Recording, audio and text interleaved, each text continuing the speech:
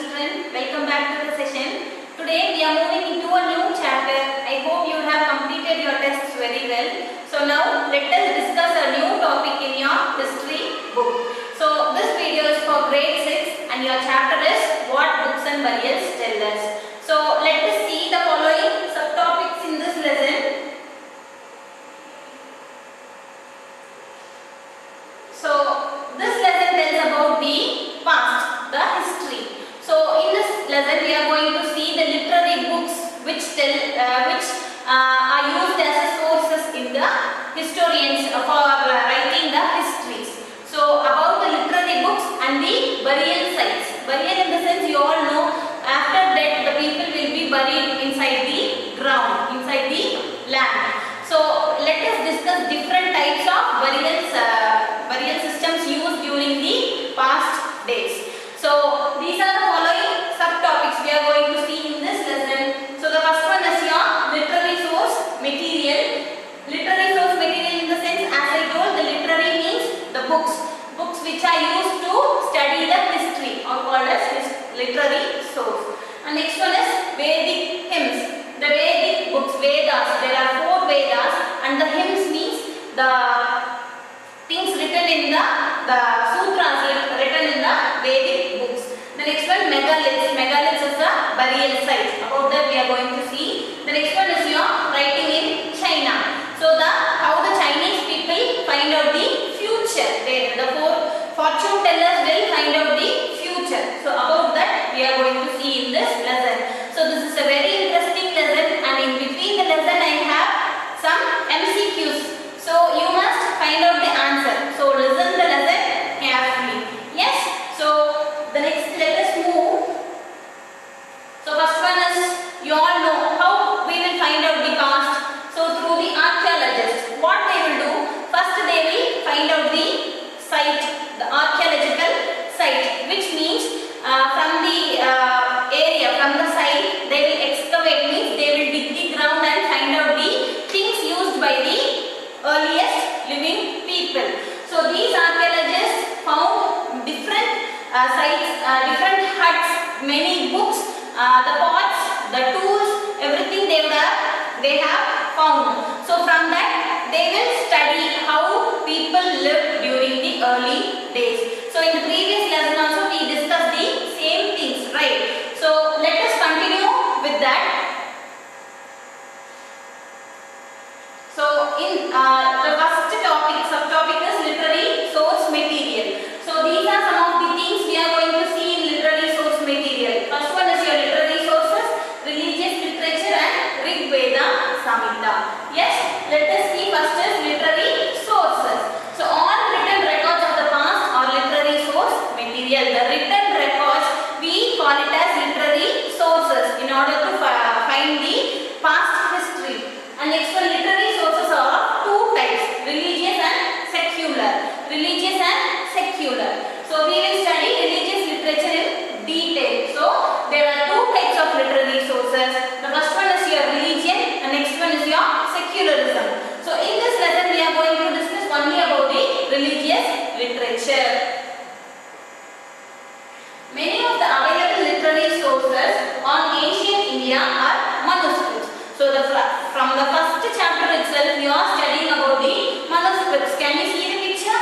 So the manuscripts are used to find out the past. So we can find the medicinal things, the literary books about the kings, all things will be written in the manuscripts. So this is one of our source. This also comes under the literary source material. And they were handwritten and animal skin or tree barks, or the sages or literates. So this was written by these manuscripts were written by the sages or literate people, those who know to write. The people, those who know to read and write are called as the literates. So this sages or literates will write on the manuscripts. So the manuscripts are made of the birch tree leaf or written on the animal skin. Understood, children? So the next one is about the sages taught them to students who recited them and passed them on to the next generation. So what people will do?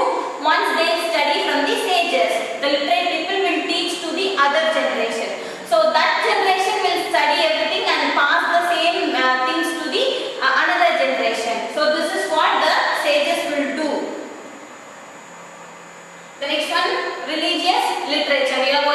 about the religious literature. In that we are going to see about the Vedas. Vedas are the oldest books of ancient Indian civilization. So the Vedas are the oldest books. Before all the books were composed, the Vedas was first composed, and literally speaking the term Veda means knowledge. Veda means what? Knowledge. And Vedas were also known as Shruti because they were orally heard or taught. So Shruti means what? They will not write, they will compose and taught to the other. It was not printed or written. It was only composed and taught to the other people. So Vedas were also known as Shruti because they were not written. Then there are 4 Vedas and their names are, you all know there are 4 Vedas: Rig, Yajur, Sama and Atharva. Rig, Yajur, Sama and Atharva. In that Rig Veda is the oldest. So this was first composed. Rig Veda was first composed and it is oldest of everything. It was composed before 3500 years. It was composed 3500 years ago before composing Sama, Yajur and Atharva Veda. So Rig Veda is the oldest Veda. Then Rig Veda, Samhita. Vedas are considered as the main source of information about the Vedic age. Vedic age in the sense the people started writing different Vedas. So that period is called as the Vedic age. So Vedas are considered as the main source of information. So we can find many information by reading this Vedas. And the Rig Veda is the earliest known among the 4 Vedas. The Rig Veda is the oldest among all the other Vedas, divided into 10 mandalas or 10 books. So Rig Veda is divided into 10 mandalas or 10 books and printed for the first time less than 200 years ago. First it was composed 3500 years ago. It was only composed and taught, not written. So it was printed before 200 years ago. Then Vedas contain hymns or suktas. The Vedas consist of hymns or suktas. Suktas means well said. Suktas means well said. And basically the hymns were prayers to praise gods and goddesses. So you have heard in the temples and all, what the priest will do? He will praise the god by saying some hymns or suktas. Yes, have you heard about it? Yes. So the Vedas were the hymns. So through the hymns, the priests will praise the god, different gods and goddesses. So which are the gods the Vedas tell about? So the chief god according to number of dedicated hymns was Indra, rain god; Agni, fire god; Varun, the sky god; and Soma, god of special drink. So this Veda is written about all these 4 gods. So what are they? Indra, the rain god; Agni, the fire god; sky god, Varun, the sky god; and Soma, it is the god of special drink. So about these 4 gods the Vedas tell about, and these 4 gods are called as the chief gods. And 2 rivers. This suktas, it also prays about the 2 rivers. The name of the 2 rivers are Bias and Satluj. So these rivers were worshipped as goddesses. So these 2 rivers, we all know, all the rivers are having the names of a female. So all the rivers are considered as goddesses. So in order to that, 2 rivers named as Bias and Satluj, they were considered as goddesses and praised through the hymns written in Vedas. The next one, let us move to the Vedic hymns. Rig Vedic hymns, society in Vedic hymns, sacrifices about the people and references of non-Aryans. So during the Vedic age, what the hymns tell about? The suktas written in the Vedas, what they tell?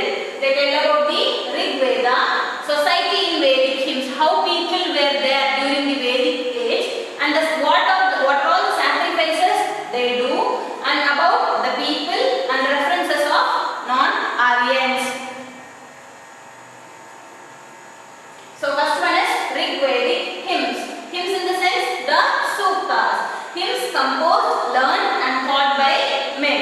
A few composed by women. So both men and women compose the hymns written in the Vedas. And Rigvedic hymns written in Old or Vedic Sanskrit. So you all know there is a change during the past language and the present language. So this Vedas were written in the Old Sanskrit language. And ancient Indian society can be understood through hymns of the Vedas. So how the Vedic age people, how they live, what activities they do, everything we can come to know when we read these Vedas. The next one, classification of religious texts. So there is two types of classification. One is Shruti and the other is Smriti. One is Shruti and the other is Smriti. So the previous slide I show you about the Shruti. Shruti means what? Only composed and taught, not written. So the Vedas which are not written comes under the Shruti, and which are printed or written comes under Smriti. So the first one is Shruti. So in Shruti, what are all the religious texts are there? Under Shruti, Veda, Samhita, Brahmana, Aryanyaka, Upanishad. These are the texts which comes under Shruti, which were not written, only composed or taught. So what are they? Under Shruti, we have Veda, Samhita, Brahmana, Aranyaka, Upanishad. So these are the Shrutis. The next one is about the Smriti. It means the composed text as well as the written text, religious text. So they are Sutra, Ramayana, Mahabharata, Srimad Bhagavad Gita, Manusmriti and Purana. So these are the religious texts which were written, and these are the religious texts which were not written. So now you can understand what is Shruti and what is Smriti. Shruti means which is composed and taught, not written, and Smriti means the written religious texts. The next one, society in Vedic hymns.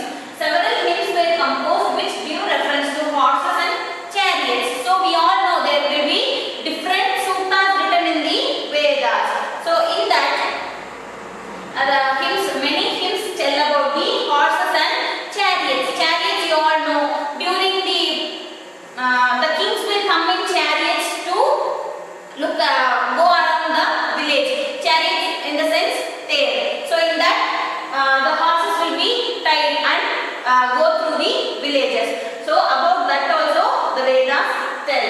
And spears, bows and arrows also found a place in these hymns. Spears, bow and arrow you all know. So the spears in the sense the wooden stick will be tied to a iron which is very sharp. So the we can call it as ET.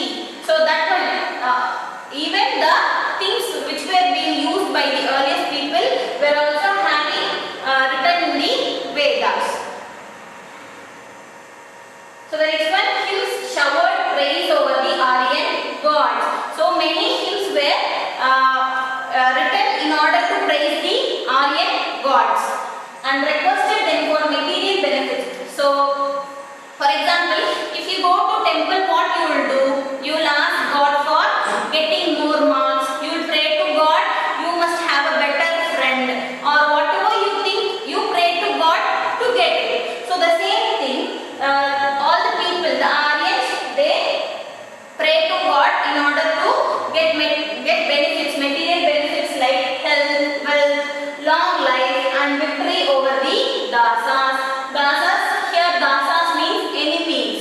So to get victory from the enemies, people try to pray to God to get this type of benefits. So these are some of the hymns which have been written in the Vedas. Vedic age battles took place for land or water or capturing the people. So during the Vedic age also there were battles. Battle means what? Fight, war. So the battles took place for what? For capturing land, water or people. For this purpose they started battling, and men participated in these battles, and there was no regular army. So the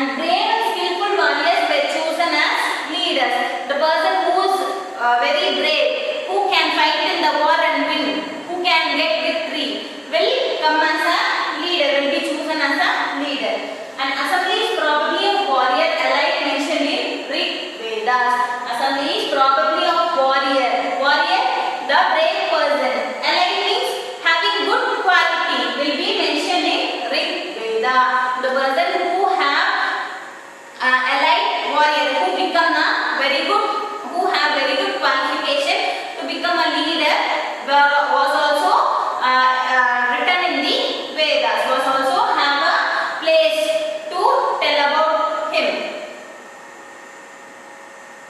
Then next one is about sacrifices. You all know what is sacrifice? Sacrifice in the sense, if we pray to God, we must give God something to get the benefits. So let us see what are all the sacrifices done by the Vedic age people in order to get the benefits. A portion of wealth was kept for performing the yajnas or sacrifices, and sacrifices were the offerings that were made through fire to gods and goddesses. So what they do in order to get the benefits, whatever things we have to sacrifice it to God. So then they think that if we sacrifice something to God, the God will become very happy and He will give all the benefits for us. So in order to that, people started sacrificing. So what are the things they started sacrificing in the sense? The offerings were ghee, grain, and in some cases animals. So you have seen in some temples, the goats will be sacrificed for God. So these are the sacrifices made by the people. Then the next one is about people. How people were there during the Vedic age. How was the society? So people are described in different ways according to their place, work or families or community, etc. So we all know according to the type of community they belong to, the work they do and the place they stay. According to that, the people were divided.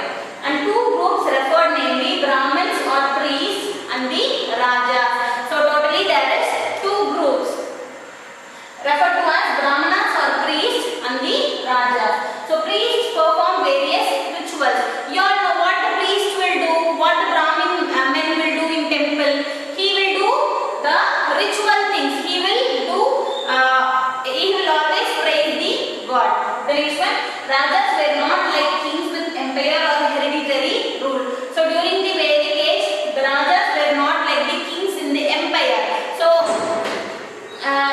they will not have a son. After the father, the son will become the king. After that son, his grandson will become the king. So that is called hereditary rule. So during the Vedic age, there was no hereditary rule or kings during the olden days. And Rajas were not even the collectors of tax. They won't even collect the taxes during the Vedic age. So this is how the society was.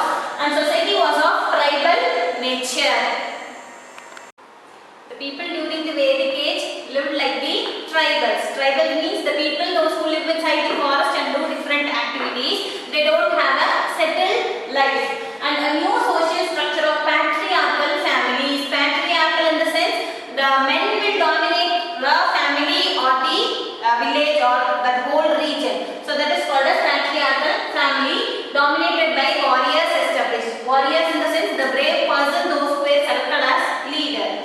And Rajas or chiefs decided on the basis of tribal rules through tough competition. So through how they select the rulers? Through tough competition. They will give some different competitions among the brave warriors, and the victory who have got the victory will become the king or Raja to look after the people living in that area very well. So this is how the people stayed in the Vedic age. How they used to become kings, how they used to control the whole region. So this is how the Vedic age was there, and everything was written in the Veda, the Rig Veda. So through reading that Rig Veda, we can understand the people and the different hymns which praise the gods.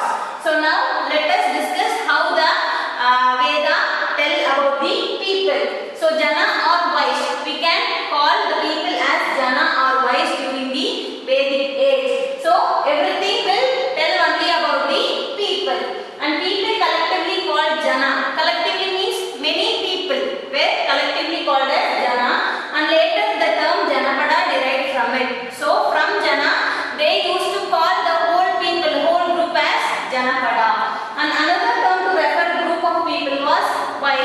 and term Vaishya was derived from it. So both Jana and Vaish will describe only about the people, but different group of people will use the different words like Jana and Vaish. And several times people of Jana were described with names like Puru Jana. Puru means what? The whole people. Bharat Jana. Bharat means the area, the settled life. All the people, those who are living in the same society will come under this Bharat Jana. And Yadu Jana. Everything will tell only about the whole people. So from Jana they derive Janapada in order to describe the whole people, and from Vaish it is Vaishya. So other than that they call Puru Jana, Bharat Jana and Yadu Jana. And this is how the people were described in the Vedas. So now reference of non-Aryans. Aryans are the people, those who write the Vedas. So the people who are non-Aryans, so about them only we are going to see here.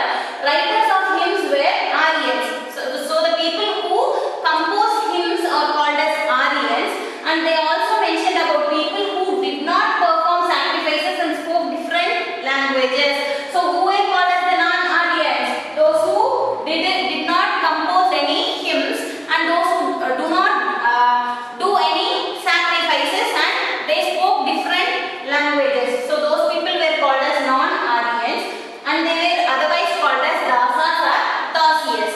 They means enemies or slaves. So dasas described as enemies by Aryans. So Aryans call this non-Aryans as dasas. Understood, children? So who were called as non-Aryans? The people those who do not compose any hymns, or they spoke different languages. They do not do any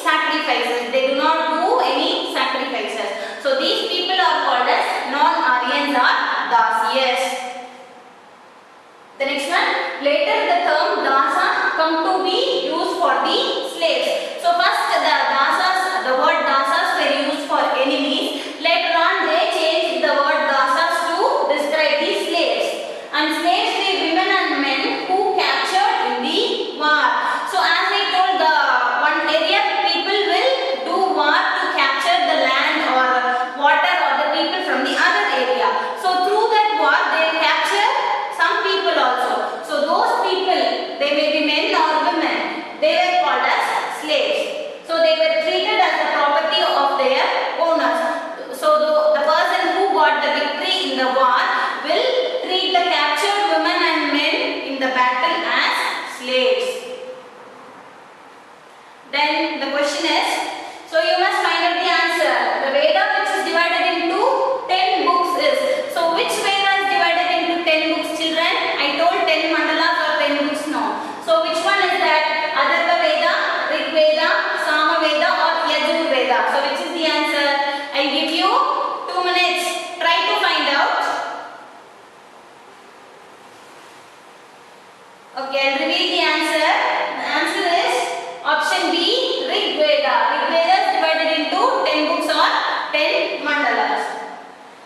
So now let us move to the next subtopic. It is about the megaliths. So in megaliths, it is a burial site. In that we are going to see megaliths in South India, megalithic burials, then social status and burials, symbols on burials, what skeletal studies tell us, and the last it is Inamgaon. So megaliths in South India. In South India, how the burial system took place, and megalithic burials, how the megalithic site was there, and social status. So even now we have a status. Yes, we can see the status of rich and poor.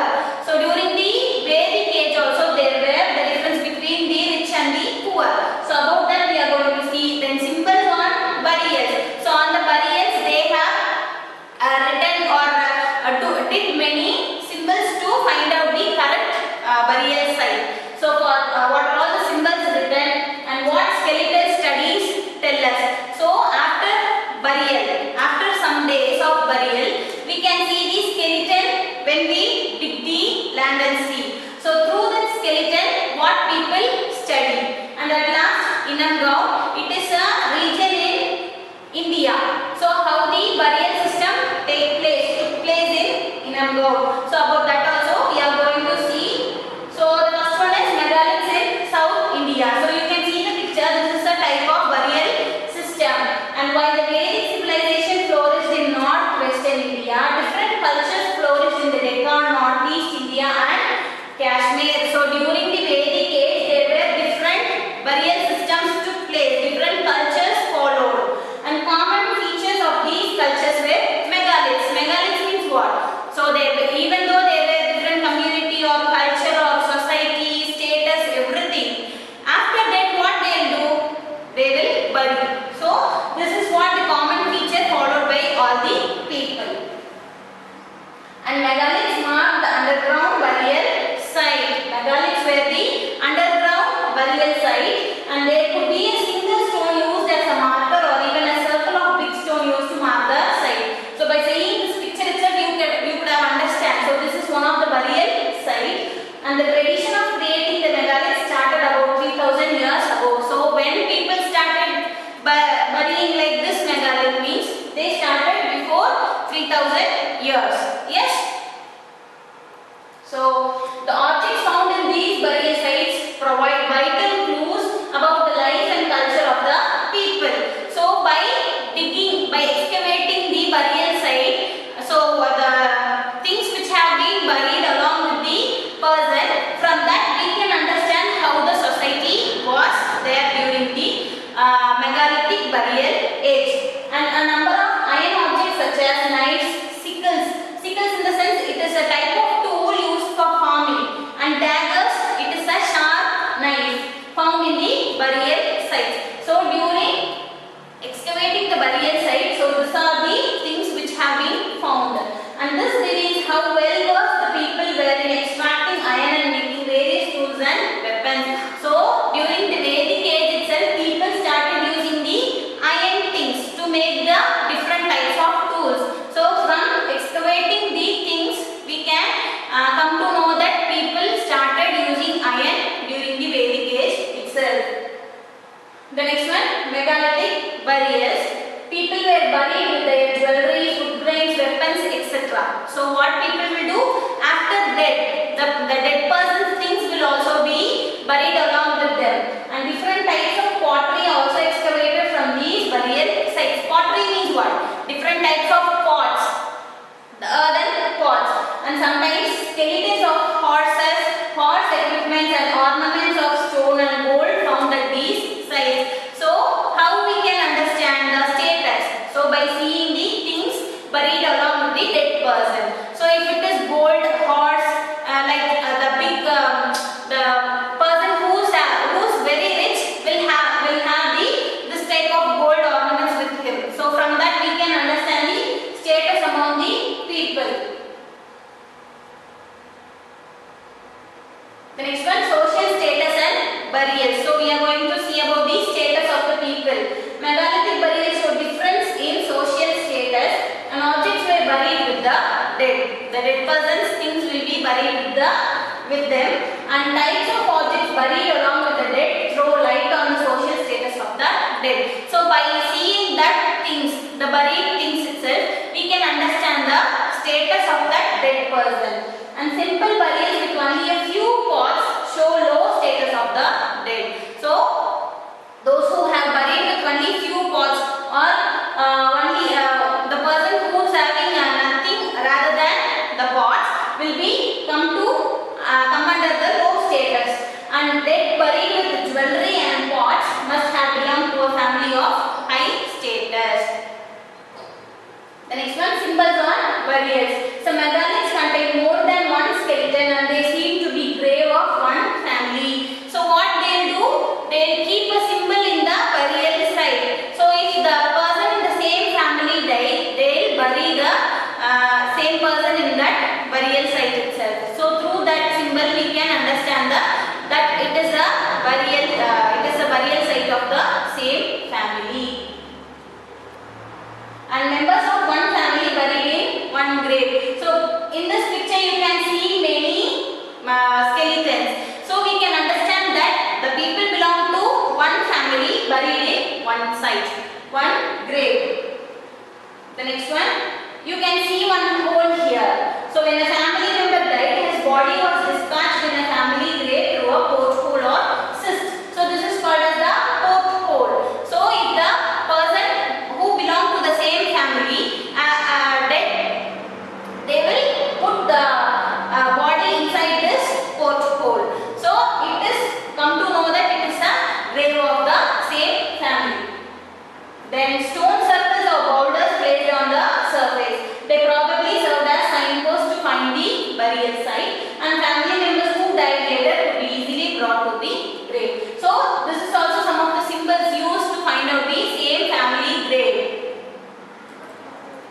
Then what skeletal studies tell us? So by excavating the burial site, by seeing the skeleton, what we can understand? So skeleton of a child. So if the skeleton is very small, we can understand it is a girl or a boy child.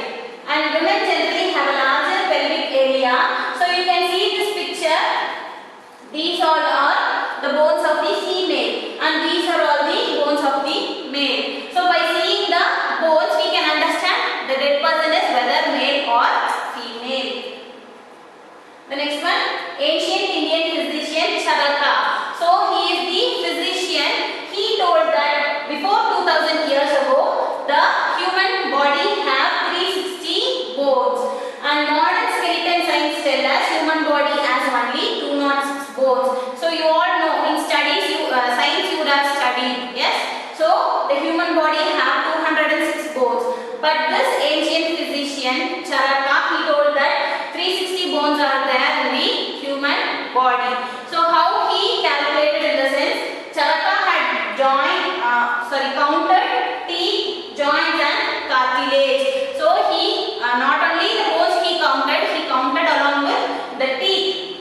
Teeth it will not destroy, yes. So along with the teeth, joints and cartilage, the muscles which join the bones, he also calculated that as a bone.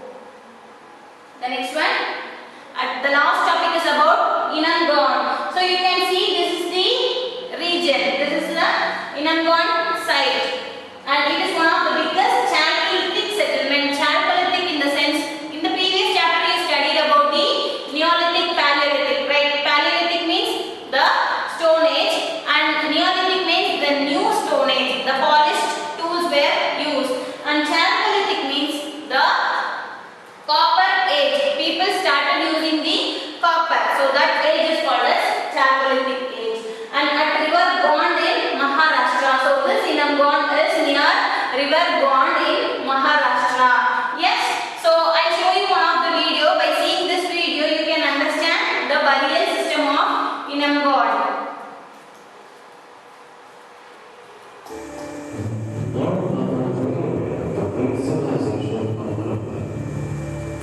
But there was another civilization that belonged to Maharashtra in Western India. It is the civilization of Yamanaka. It is. So let us see about the Inamgon. So in Inamgon, we can see the people who use the copper stone tools. So they were literally called as Chalcolithic. It means Chalco means copper and lithic means stone. So the copper stone age is otherwise known as Chalcolithic age. Adults buried in ground straight with head in north direction and legs in the south. So how they were buried?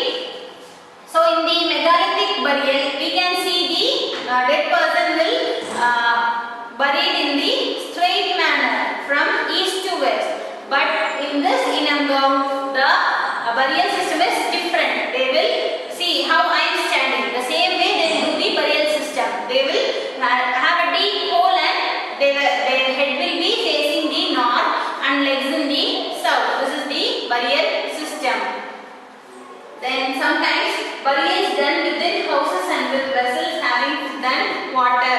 So sometimes how the burials will be? The burials will be having food and water. The dead person will be buried along with food and water. An estimated population of the settlement approximately 1,000 people. So approximately we can come to understand from excavating this burials.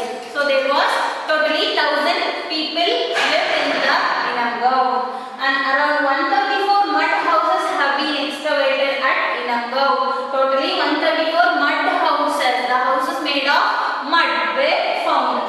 Granary also found in one of the biggest houses of the settlements.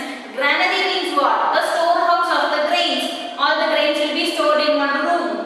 So that is called as granary. Granary also found in one of the biggest houses of the settlement. In the Inamgon, they found a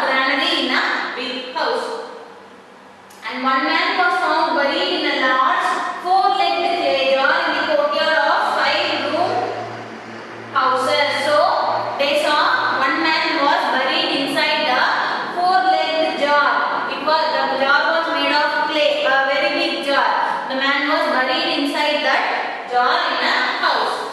Then evidence at Inam Gaon. Evidence means what? The excavated thing is called as evidence. So grain seeds of wheat, barley, rice, pulses, millets, peas and sesame. These are some of the grains used by the people.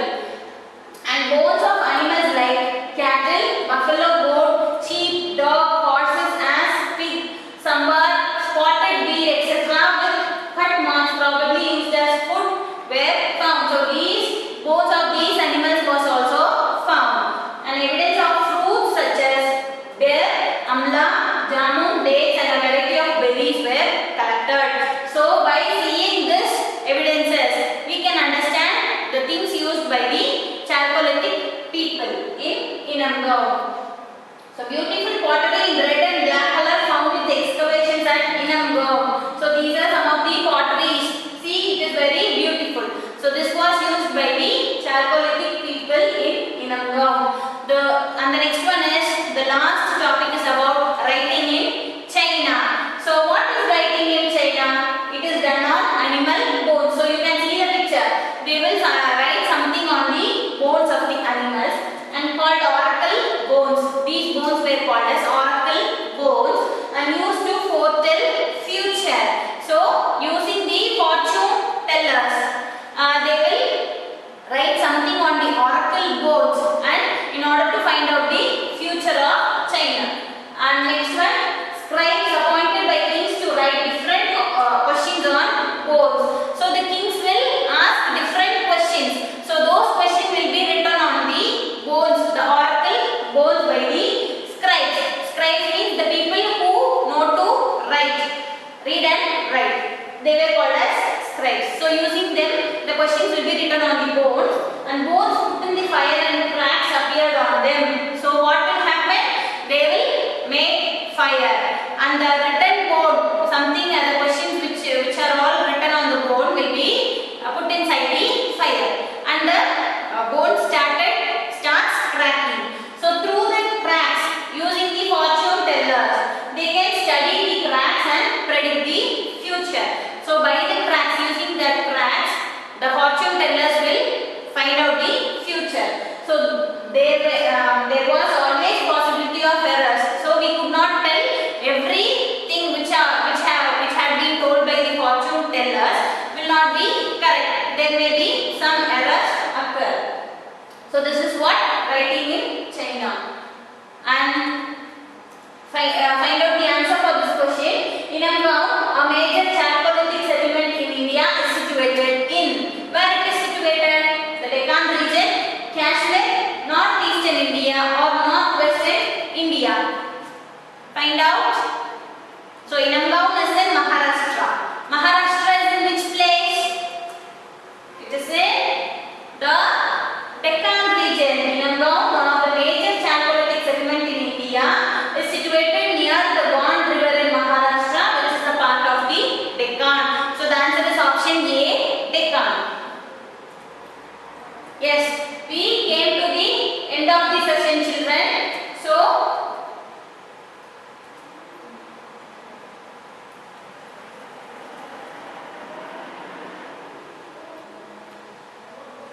So here we studied about different literature books. Yes, so we read about 4 Vedas, which consist of suktas.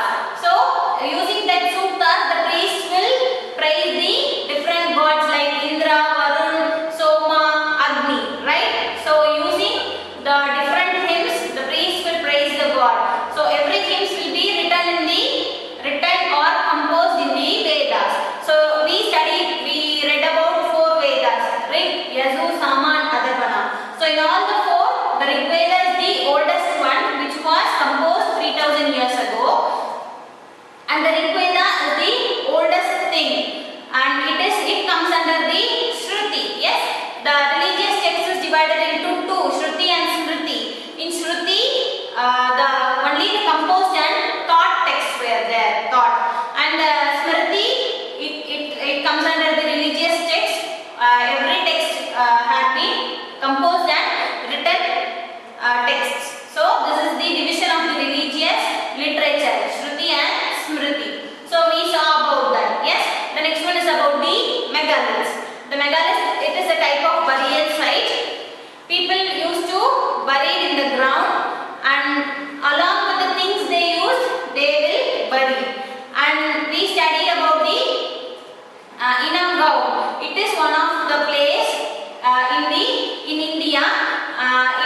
present in the Deccan region of India near the river Gone. So in Inamgaon, how the society was there? There was the social status between the rich and the poor. The people used to bury in a straight manner. So the head facing the northern side. Yes. So this is how the burial system was there in Inamgaon. At last we saw about the writing in China. So on an animal board called as the oracle board, the scribes will